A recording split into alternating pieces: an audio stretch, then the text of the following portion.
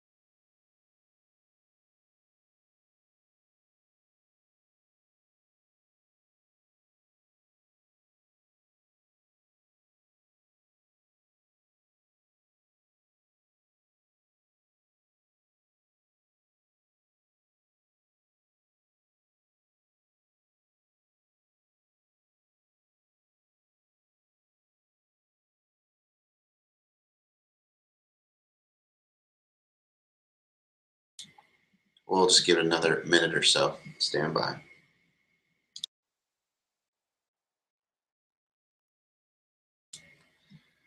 If you guys can, I don't see this being a full house, so there's a little request button in the top right area. You can raise your hand to speak, and I can bring you into the actual hangout so we can interact and talk.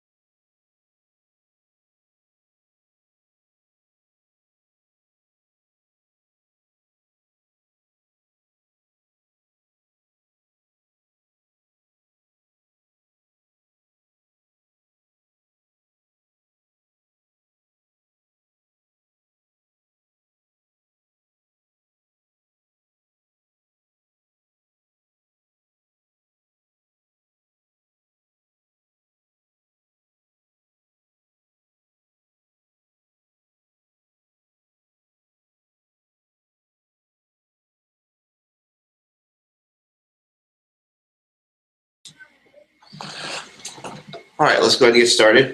So far, just two of you, but it is being recorded. So, part three of the one thing. We've gotten through the whole book. Last time we met, we talked about 135s and 411s and what those look like. Now we're going to wrap this up. So, in part three, we begin talking about purpose, priority, and productivity. So, thinking of there's basically a big one thing and a small one thing. The big one thing is your purpose. You know, what's your purpose? What's my purpose? Is it to create a greater life, create a greater life for other people, make other lives better? So the small one thing is a priority.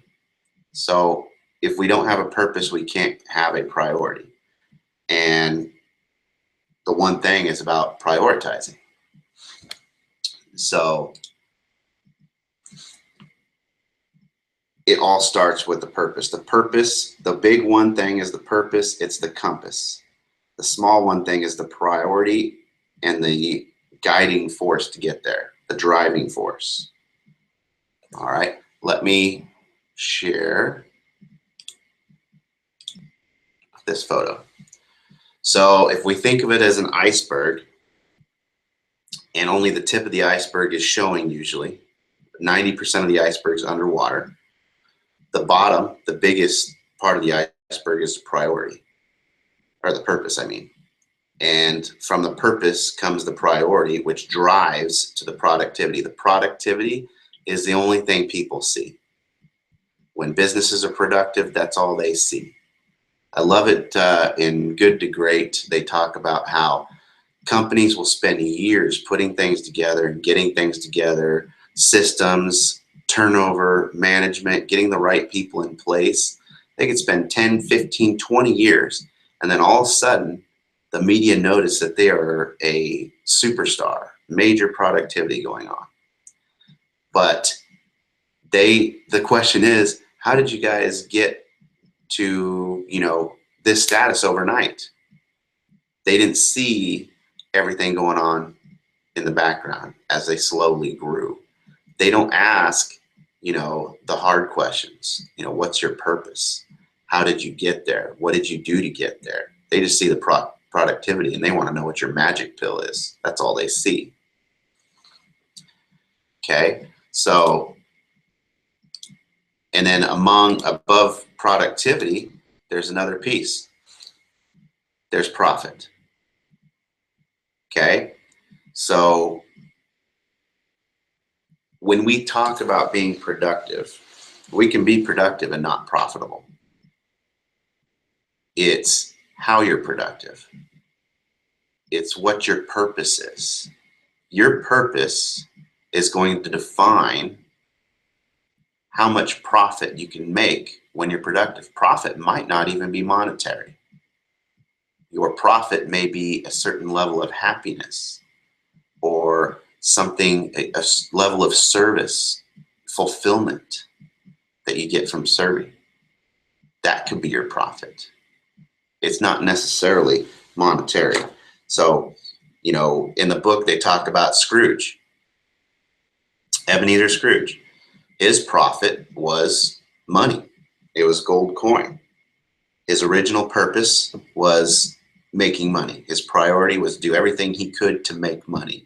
His productivity was counting money, and his profit was money. But it was shallow. He was alone. He was miserable. So in that story, they talk about the three spirits that come, and his purpose changes. His purpose changes from money and having money to people. So now it's a much bigger purpose. It's going to take a lot longer to achieve or fulfill that purpose. So along the way, you're going to get a lot more happiness, because happiness is not reached when we get somewhere or get something. I mean, let's look at our typical world, our typical life. We want to go get some new shoes. We want to go on a vacation. We want to get a new TV. We want a new house. Okay? When we get that house, we're happy. But then what happens? What happens after we get that house, Kitty?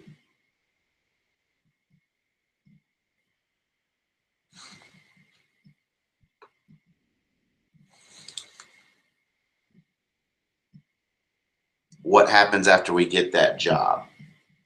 What happens after we win the lottery?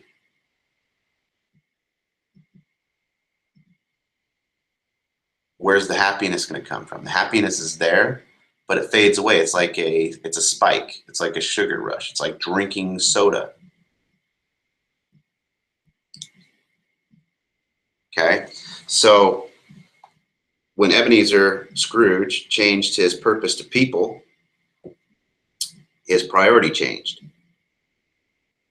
It changed from saving money by using people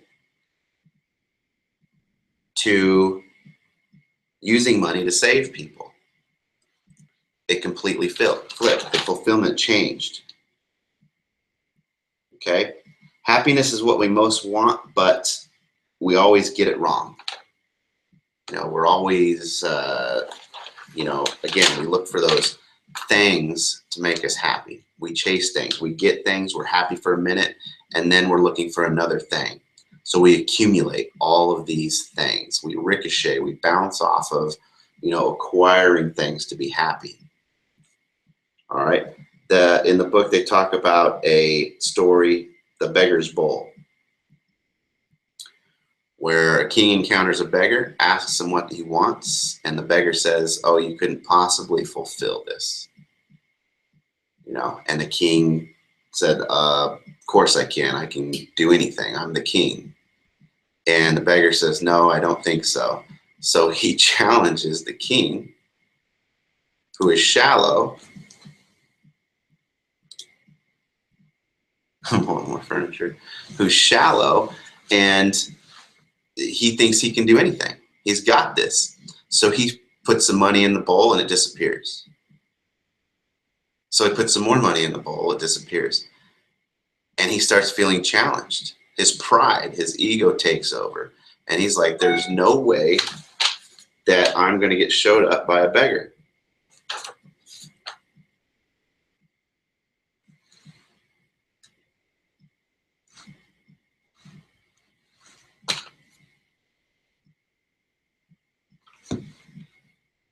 Let's see. Katie, are you in here? I just got a text that says, I know Deanne can hear. Bridget, are you here?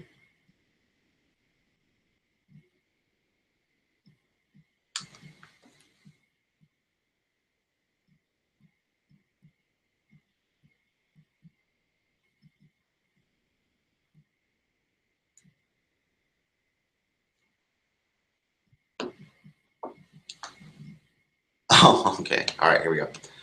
So if you guys want, go ahead and click that little red, I don't know if it's red on yours, but it has a little hand request to talk. Hit that little request, and then I can bring you guys into the live conversation so we can, converse and make this cooler. So anyways, back to the beggar's bowl. So the king keeps putting stuff in there. He's going and finding jewels. He's sending his servants to get everything he has. And he keeps loading it into this bowl, and it just doesn't fill up. It just keeps disappearing. And finally, when he's given everything he has, he kind of falls to his knees and asks the beggar, he's like, okay, you win, but you have to tell me, what is this bowl made of? And the beggar basically says it's made of human desires. And that's where we, talk about the spike, the happiness spike, the sugar rush.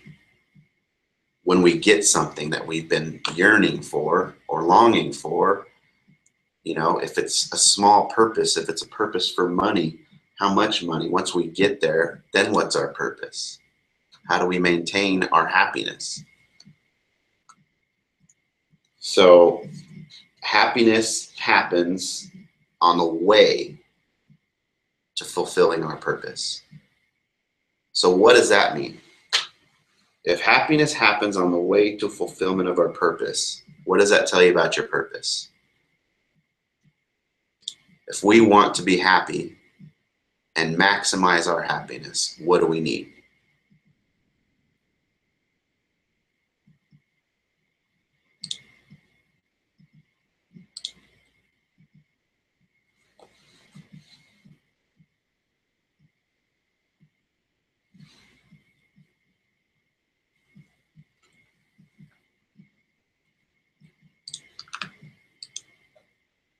We need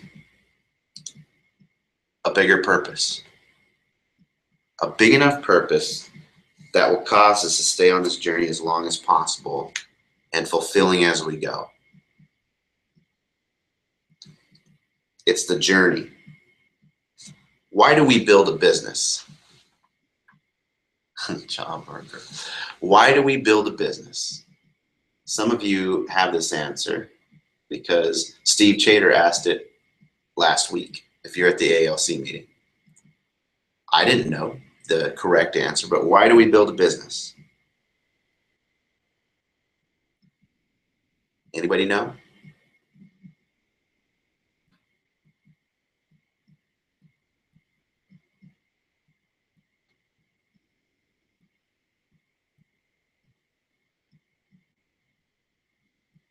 I hate this little 60-second delay or whatever it is. I got to look into getting rid of that.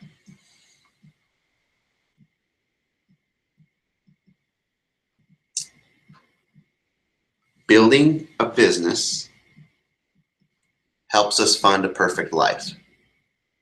Yep. Fund the perfect life. But what does that mean? What's the perfect life? Okay. What is the meaning? What does it mean to be financially wealthy?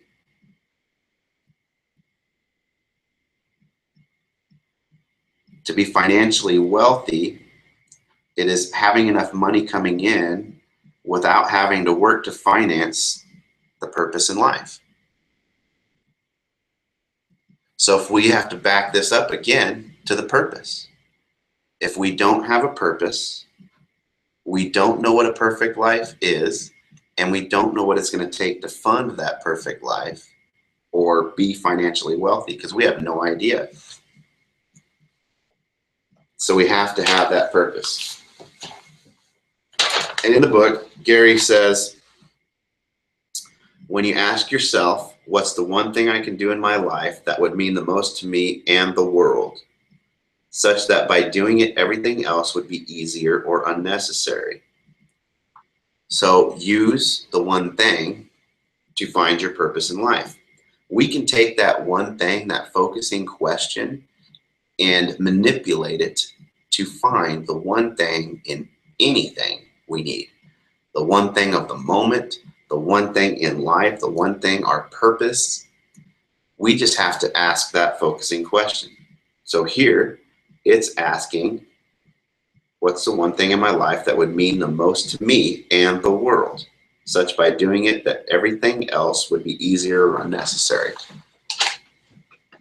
Means the most to me and the world. That's the purpose. So he goes on to tell us his purpose. So what's Gary Keller's purpose? Says, for me, it looks like this. My purpose is to help people live their greatest life possible through my teaching, coaching, and writing.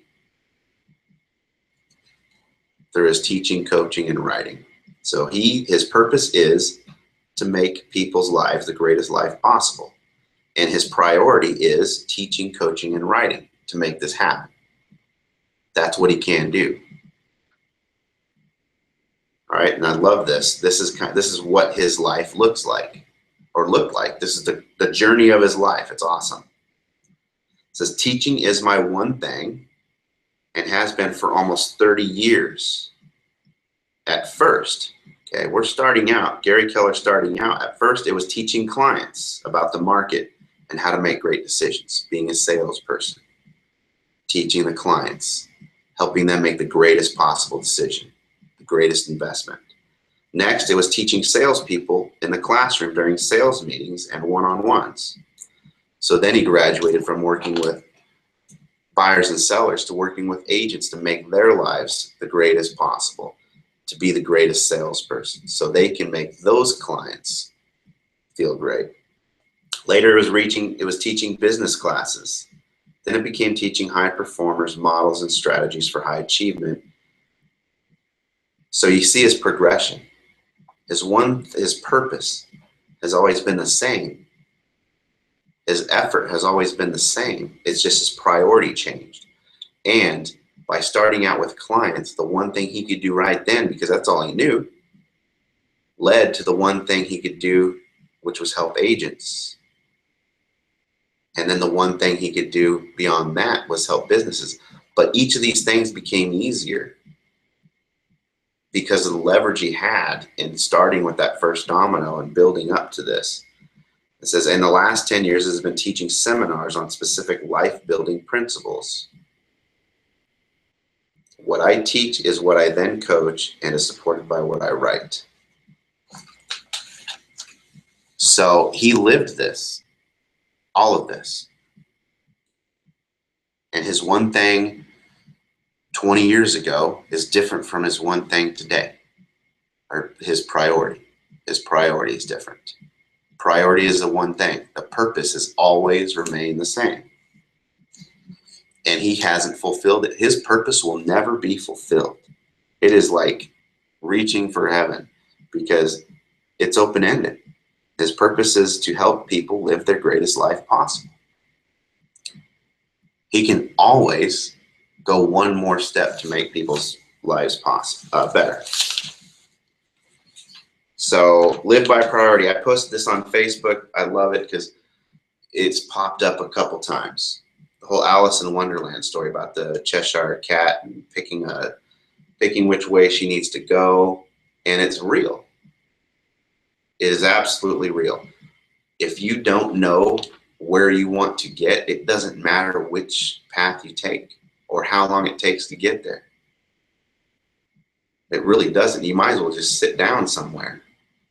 And we'll talk about that in a little bit. You might as well just sit and wait until you got a purpose, because if you choose the wrong road and then you finally find your purpose, you're going to have to backtrack to get to the right road. All right? Entrepreneurs without a purpose are freaking dangerous because they go. They want to be productive. They have an idea, not a purpose. They have an idea. I mean, yes, there's purpose. There's entrepreneurs with purpose in life. There is.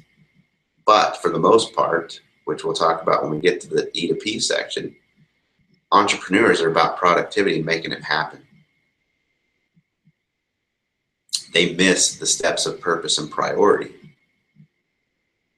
So an entrepreneur will just grab it, just go. They can't stop. They want to go. They'll figure it out along the way. But then when they do, they may have to backtrack for a while.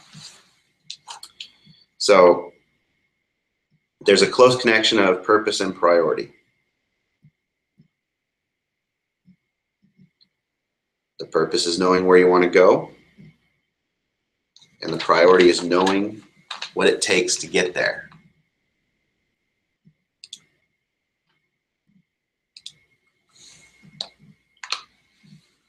All right.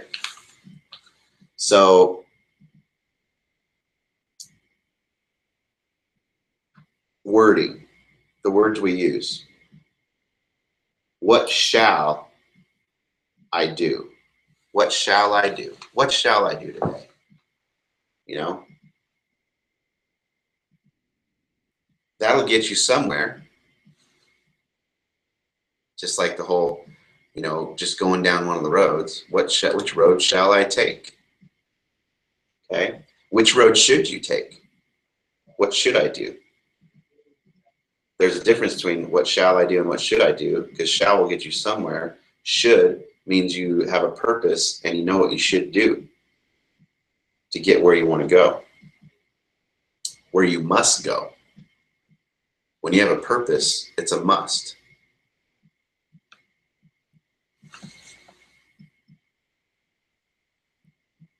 Oh, that's cool. Hold on one second.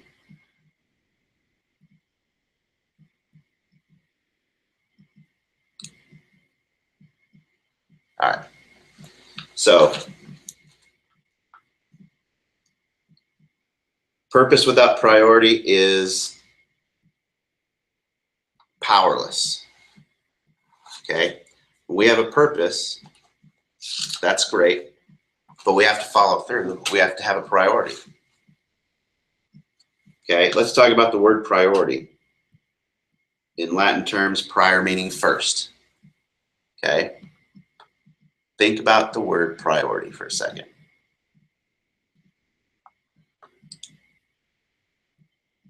Now,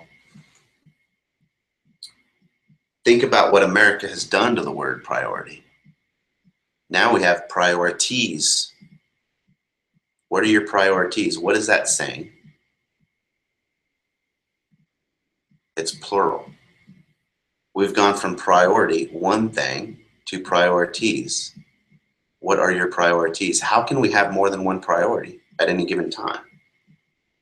Remember when we talked about the whole juggling and multitasking and all that stuff? How can we possibly have more than one priority? They've diluted the word. Okay?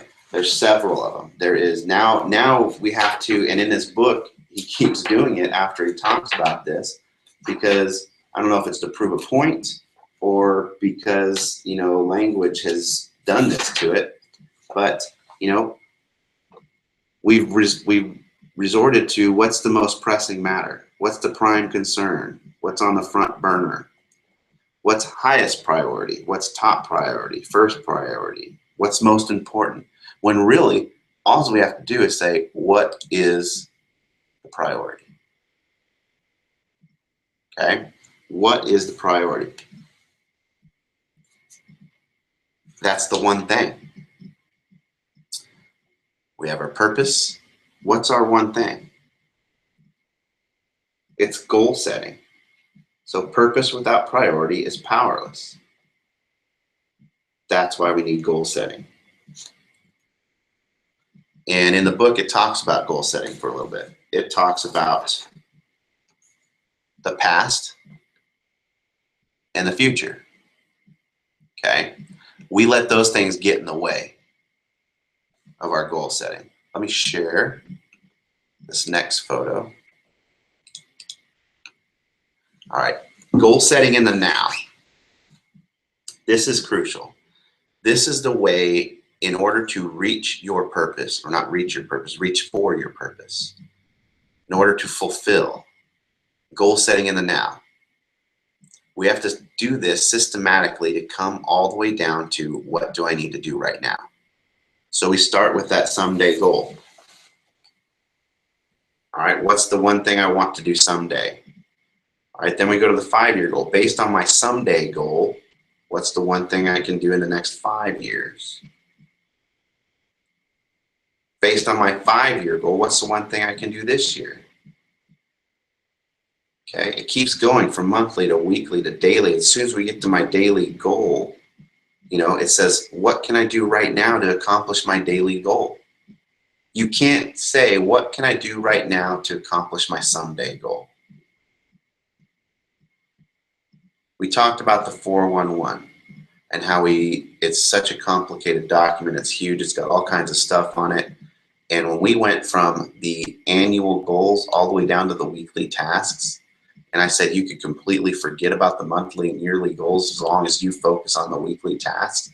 As long as you start at the someday goal, go to the 5, the 1, and do this correctly, systematically to get to your weekly, daily, and right now goals. Every day when you sit down and plan and you figure out what's my right now goal and accomplish it, then when you're done with that, what's my right now goal again, and keep doing that during your power hours, your time block, you're going to get to your someday goal without even worrying about tracking. Because when we look at our someday goal, we get lost. I talked about this a few weeks ago. We get lost in the implementation part. There's a huge gap from creating that 411 and getting to the goal, the actual one. There's a huge gap in implementation. And in order to bridge that gap, you know, we have to look at the closest pieces, the right nows, the weekly tasks, the daily tasks, all of that. So goal setting in the now is our best chance at being successful, getting to our someday goals. It lines up the dominoes. You know, people who fail at reaching their goals haven't connected the someday goal to the right now goal. There's a lot in there. I mean, look at all the steps that are in there. 2, 3, 4, 5, 6, 7 steps from someday to right now. Okay? Every goal sets up the next. If they're dominoes, it's exactly what it is. That someday goal is such a massive domino, we don't have the strength to knock it down ourselves. But if we start with the little domino, the tiniest one, the right now, and it knocks down the daily, knocks down the weekly, then the monthly, when that 5-year goal topples, it's going to hammer the someday goal. So that is goal setting. That is goal setting in the now. That is goal setting with the one thing. That is goal setting with a purpose to find a priority. You know, another way that we fail in goal setting is being overly optimistic to what we can accomplish. Okay? We don't think things all the way through. If we have some ridiculous goal, we're going to figure it out by the time we get down to the 1-year goal. It's like, yeah, we're not going to accomplish this. Let's start over. Let's not be overly optimistic.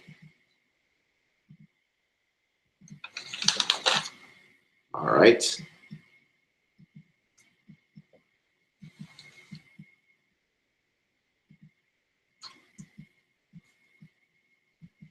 So getting the max out of what you do when what you do matters. Getting the max out of what you do when what you do matters. Okay, this is living on purpose. All right, if everyone spends the same amount of time in the day, yet some people earn more than others, what does that tell you? Okay, this is perfect analogy in our industry. You know, everybody's working hard, some working less than others, but we're all making different amounts of money. What does that tell us?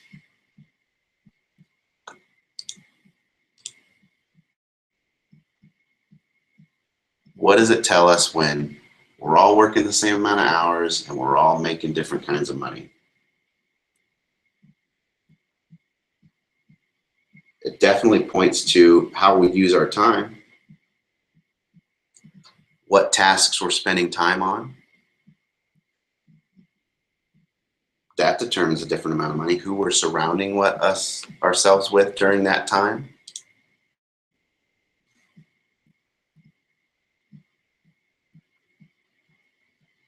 So think about this. When we know that it's what you accomplish and what you spend your time on that determines how much money you make or what you make. You know, my goal is no longer to set more or get more done.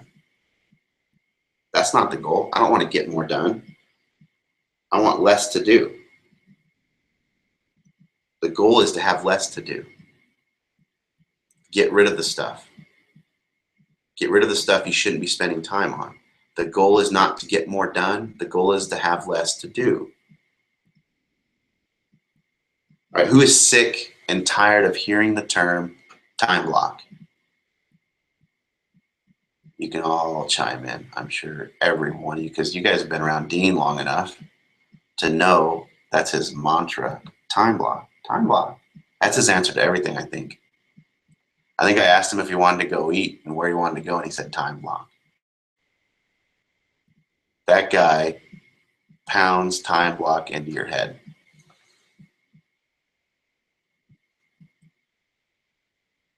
I know Katie hates the word time blocking.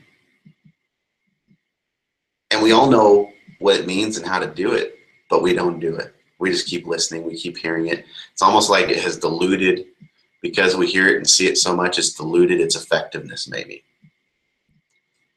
But time blocking is real.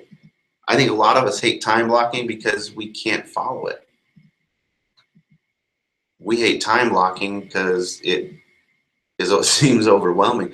But if you think time blocking is overwhelming, try following a rigid schedule that has 100 things on it during the week. Wait till one of those things get out of whack and it throws your schedule out and you're stressed and you're freaking out and in a whirlwind. Time blocking is a benefit. It helps you focus on it. You know, you can put little blocks of time around your schedule. The most important thing about time blocking is you actually do what you're supposed to do during that time block. Okay.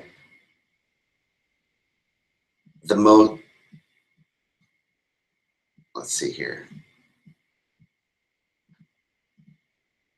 I want to skip through some stuff here because time blocking, we can talk about time blocking forever, but you guys have heard it over and over.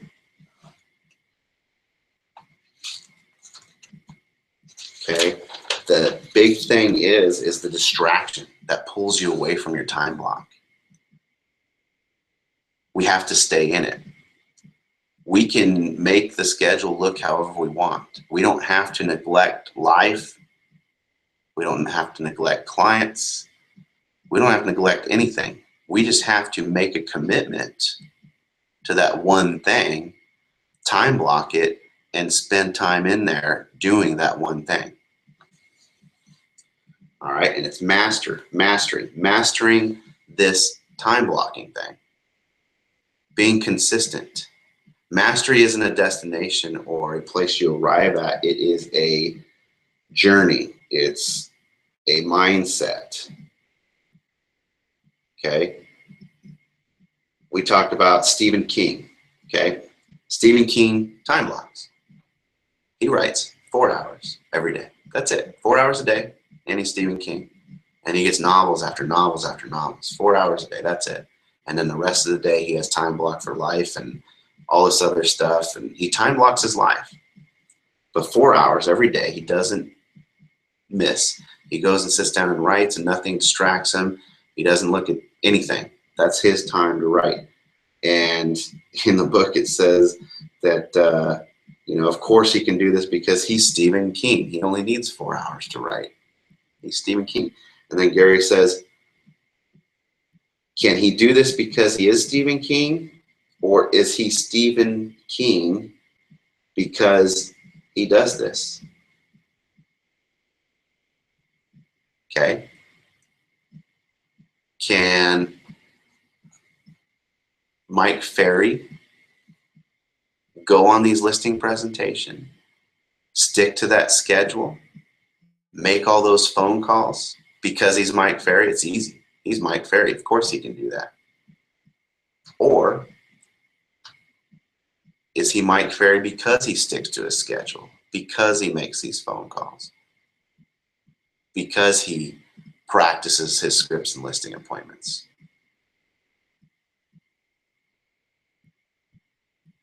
All right. It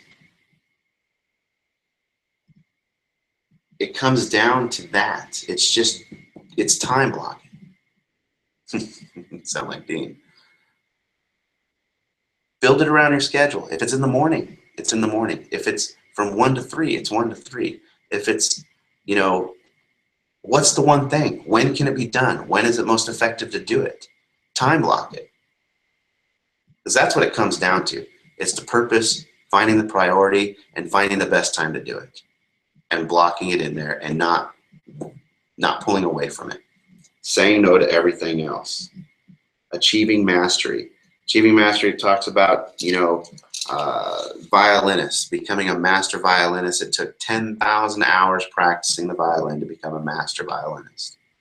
All right. Violinists who practice 3 hours a day, 365 days a year, takes 10 years to become a master violin.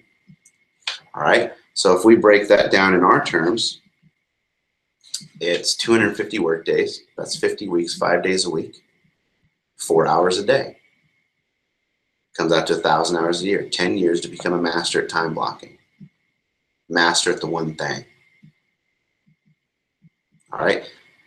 We say, oh my gosh, it's going to take years to be a master. No, it's not, because it's the journey, which is the mastery. It's the mindset, which is the mastery. It's the way of thinking and the way of acting. So if we start time blocking now and we are on no fail, it has to be done, we're already in that mastery set. Okay, what are we going to become if we start time blocking our one thing and doing it without fail? Your time block, your one thing may be lead gen. Your one thing may be coaching or recruiting, or it may be marketing. Okay, whatever your one thing is, you need to block it out and do it without fail. Block everything else out. Don't pull away from it. Apply that time to it, and fundamentally, it's fundamentals. What's the difference between a white belt and a black belt in karate? What's the difference?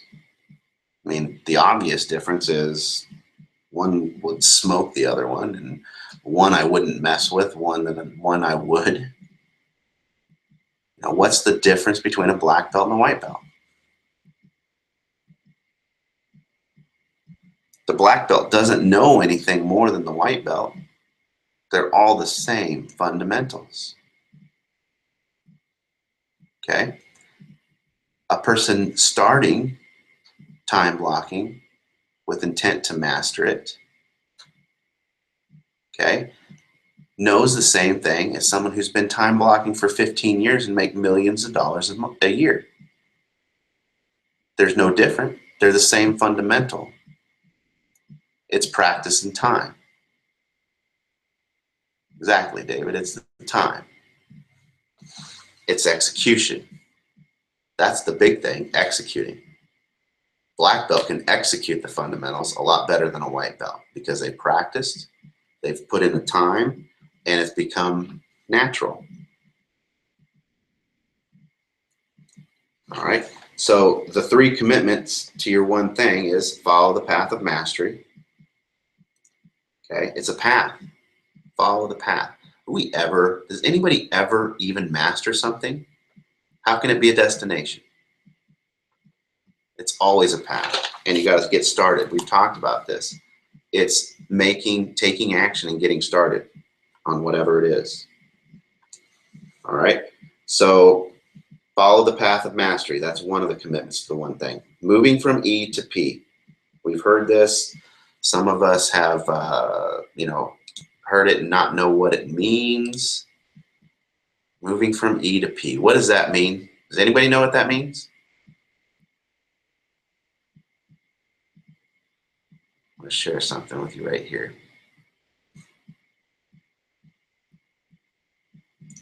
Kind of touched on it a little bit earlier. E means entrepreneurial. P means purposeful. So moving from entrepreneurial to purposeful. Are you doing this to simply do the best you can do? You're doing it just because, you need to do it. It's the best you can do right now. So you got to do something entrepreneurial. You want to be productive, so you do what you can right now. And this seems to be the best thing to do. Or are you doing this to do it the best it can be done? Purposeful. Doing it the best it can be done. That's why I'm doing it. I'm doing it to do it the best it can be done.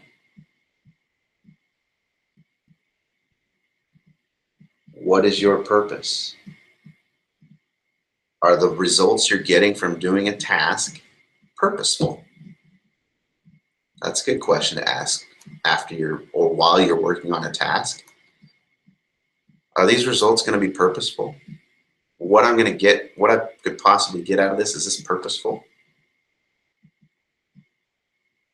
Okay. Entrepreneurials have the natural approach to just take off. They have the energy, they want to be productive, they just take off. They want to tackle everything.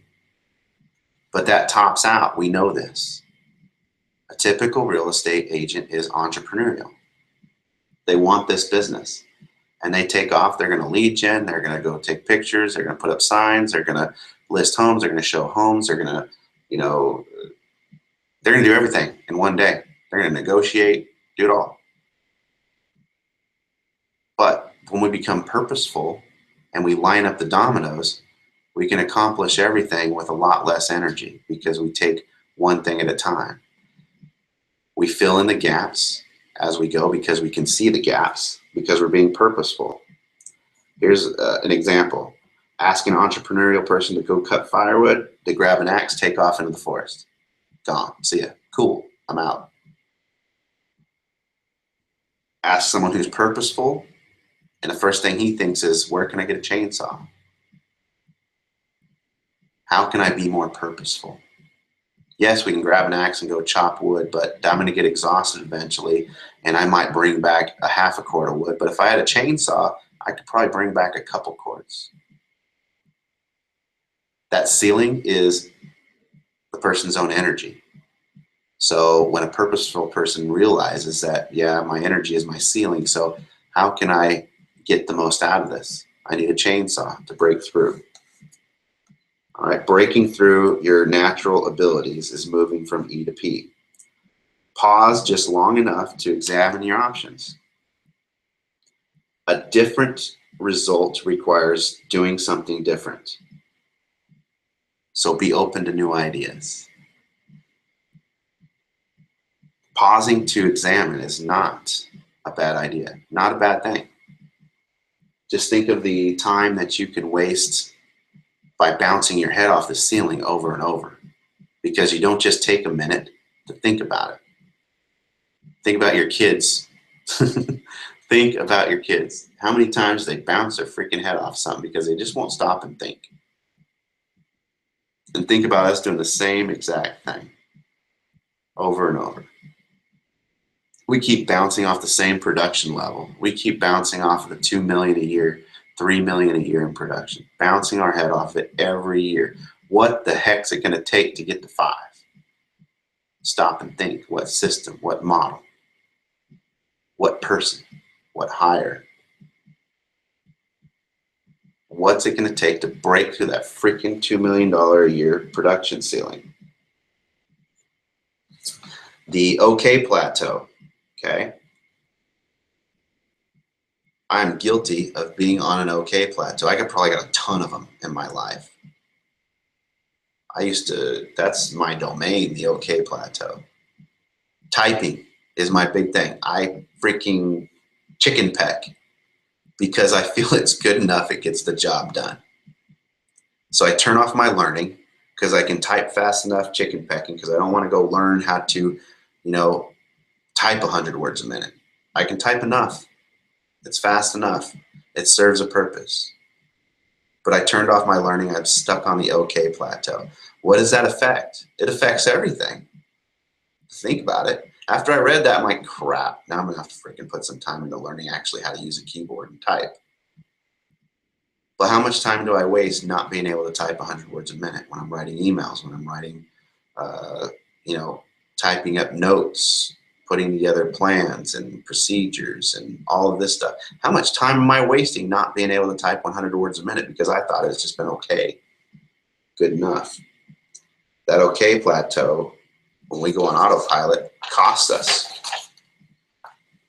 Okay? How many people are on an OK plateau with something? What's your OK plateau? Give me an OK plateau. We're all friends here. I know each of you have several OK plateaus because I got a ton of them. Entrepreneurs will seek greener pastures after bouncing their head off the ceiling so many times because they think that it's beyond their potential. They've maxed out their potential. That has to be the reason I keep bouncing my head off the 2 million. It's because I've maxed out my abilities, my potential. It's not meant to be. I got to go find another thing to do instead of breaking through it. Okay, what's the definition of insanity we keep hearing? Isn't being an entrepreneurial insane? Isn't that the definition of insanity, being in an entrepreneurial state?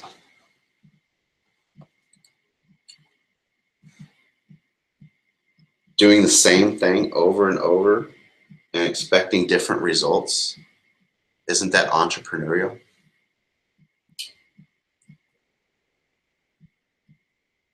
That's why they put freaking crazy people in straitjackets, so they don't hurt themselves. Should us as entrepreneurial, be running around in straitjackets so we stop banging our head against the ceiling? No, we just need to get purposeful. Find that purpose. Find that purpose and bust through the ceiling. Live the accountability cycle. That's the third thing. So actions determine outcomes, and outcomes inform actions. Actions determine outcomes, and outcomes determine actions. That's a feedback loop. That is a closed loop. Without accountability in your system, you don't have a closed loop. So you can do actions and you can have outcomes. But if you don't have the feedback of accountability, those outcomes can't inform the next action. They're not going to lead you to the next action. Accountable people achieve what others only dream of.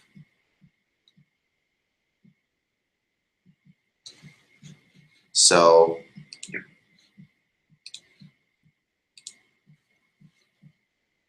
being accountable, taking ownership, being responsibility for your path.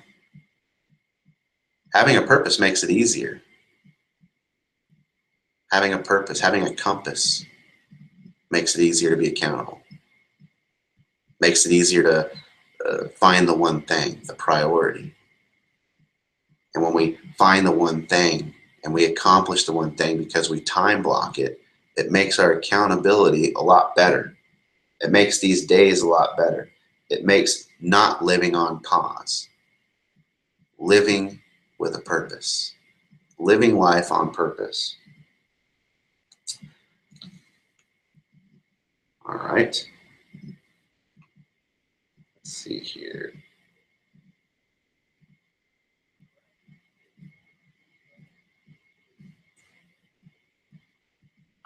People who are accountable, great leaders, accountable people will use the window and mirror principle. Okay.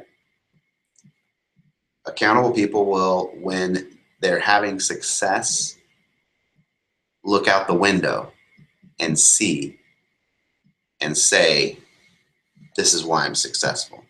They see the people who have helped them be successful. They see the tasks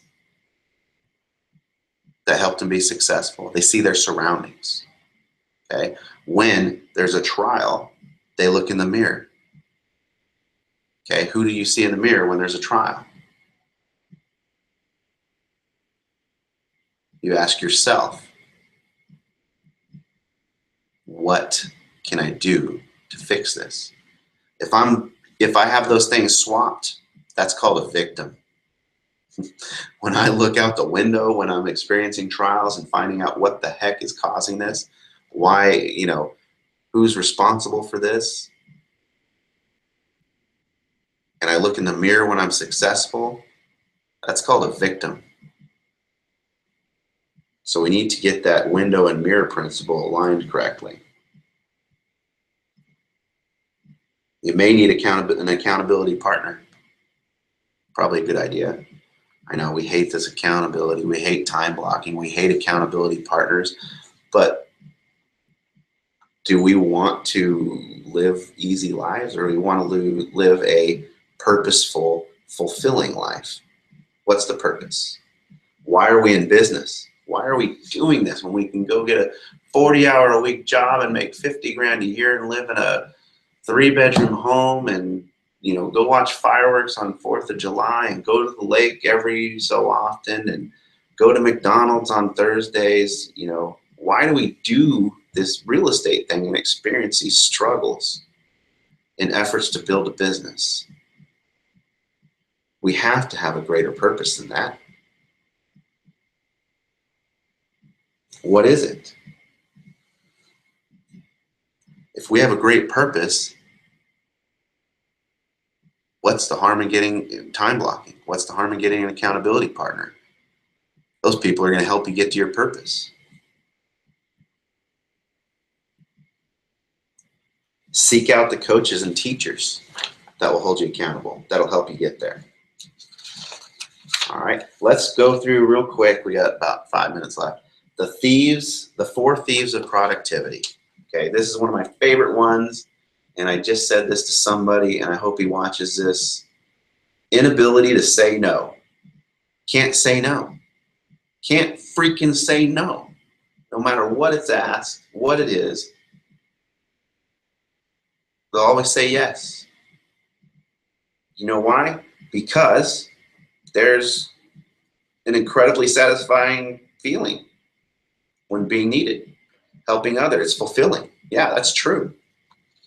That's true. But there's a freaking line, people. We don't have to say yes to everything. The old adage is, one yes should be defended by 1,000 no's. Keyword defended. Defend your yeses, because when you say yes, that's a commitment. And the more yeses you have, the more commitments you have, the more time it costs you. We talked about the difference of people making money, if they all have the same amount of time in the day, is how they spend their time. A person who makes millions probably only said yes once or twice for that day. Okay? They're spending their time on those yeses, having less to do, not getting more done. If I got to fill 100 yeses in a day, I'm going to be exhausted by the end of the night. Defend your yeses. I think a lot of times, as you know, we say yes because we don't want to hurt someone's feelings. But yes is a strong word. It needs to be a strong word. It's a commitment. You know, commitment has been diluted today in this world. Commitment's not as important. Look at marriage. Look at the divorce rate. Look at our people's word anymore. Commit. When you say yes, commit to it. So stop saying yes so much. You don't have to keep saying, you don't have to feel bad about saying no. You don't have to be cold and just tell people no and become this cold person that doesn't want to help or anything like that. Okay? You just have to strategize saying no. Okay? Saying no that leads to a yes, leads someone to a person or a thing that's going to help them. You don't have to just say no and walk off. You can't please everyone, so don't try. And if you try, you're definitely not going to please yourself. Okay? Ask questions. Say no, but. How about that? Try saying no, but. Okay? Someone asked me to do something and I'm busy and I really am focused on one thing and I have to get this done. Or tomorrow I know what I need to do and it just doesn't fit in my schedule and they want me to do something. It's like, no, but so-and-so might be able to help you out. Okay? Direct them. Leverage. No, I can't help you, but there is a help desk or there's a policy or check page this in the manual or call this person and see if you can set an appointment or no, I can't tomorrow, but maybe Friday. No, but. Or ask a question of them. Ask them that they might come up with an answer that helps them find that yes. Okay? And the last thing we're going to talk about real quick is fear of chaos. That's a productivity robber. When we focus on our one thing for 4 hours a day, life doesn't stop. Life doesn't slow down. And if we want life to slow down, we're asking for misery. Okay? Our big purpose stays in focus. Life is fast. I have this problem when I go to a class for 8 hours. And I just know there's all kinds, my emails blowing up, my texts are coming through, people need this and that. I don't want to tackle that after I get out. That's what keeps me from going to events, a full day event, a week-long event. And I know how much I can actually get out of those. And it's a lot. Or sitting down and reading a book. What else could I be doing that feels more fulfilling right now than reading a book? Well, fulfilling right now doesn't mean fulfilling my purpose. Reading the books, getting this knowledge is going to help me break through ceilings and get to my purpose eventually, my someday goal. Reading right now and getting the knowledge to align my dominoes, to find the right people to put in my life, to help someone who could in turn change their life or business to help me get down my road to my purpose. You know, all of this stuff is it's aligning. Okay, all this other stuff is going to mount up. You're going to have a ton of emails from other realtors while you're doing your one thing, your lead gen, if that's it. You're spending your 4 hours on your lead gen in your database and not answering any emails or phone calls. Your clients are going to be emailing you and texting you wanting to see a house. The realtor's going to be wanting a contract or an addendum or this or that. And your mailbox will be full and you'll be stressed out. It doesn't stop. But if you don't do the one thing, you're going to keep bouncing your head off the darn ceiling. Chaos will mount up and people don't want to have to deal with that crap. That's why they avoid it. That's why they avoid truly spending time on their one thing. That's why they stop time blocking because it doesn't fit. That's why they don't get an accountability partner because they didn't time block and do their one thing. And they have no purpose. Get a purpose. Have a priority. Time block that priority, that one thing. Get your accountability partner to make sure you close the loop and have feedback and deal with the chaos. Say no. get there. All right. That's what I got for today. And I got to run to a meeting. So if you have any questions, let me know. Email me. I'll get to them after my one thing. Again, just find the purpose. Step one, find that purpose. It'll lead to everything else. Goal set. Start with that someday goal and don't skip a step. Get to the right now. You guys will all kill it. All right. That's all I got for today. This will be recorded and we'll post it so you guys can watch again, and for those who didn't make it to watch it. So hopefully this helps. That is the one thing, people. Start with the purpose. What's that burning desire? Where do you want to go? Find it. Have a great week.